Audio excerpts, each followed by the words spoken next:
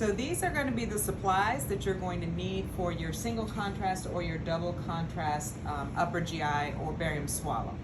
All right, so we have the thin, and make sure that you have it out along with the expiration date and the lot number, because you'll need to document that into the computer. So I just marked the glasses so that you know which one, and the radiologists can see that when you come in. So you need the thin, you'll need your thick, you should have a glass for water.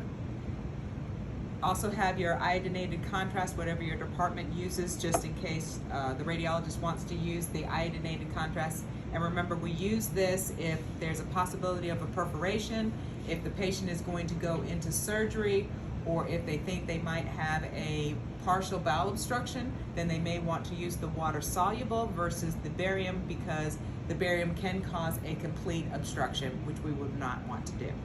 You also want to have the Fizzies, and this is going to be used for the double contrasted study. So this is going to help to expand the stomach, the effervescent crystals. And then I have the barium tablet, which is in this cup here. That is going to be if the patient is having difficulty swallowing, which is also known as dysphagia. The radiologist will probably want to give that to the patient to see if there's something actually getting stuck in the throat.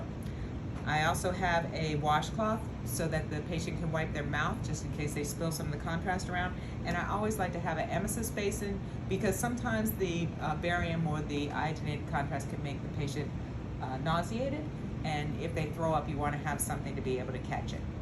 Finally, I have the compression paddle, and this is something that the radiologist would use if they wanted to push down on the stomach to help to spread out the folds of the stomach, or if they wanted to look at the pyloric sphincter to get it to open up so they could see the barium flow through. So you can have the compression paddle. Just note that the floor table also has a compression device that is built into the intensifying screen, so they could use that as well. So those are the general setup for your barium swallow or your upper GI.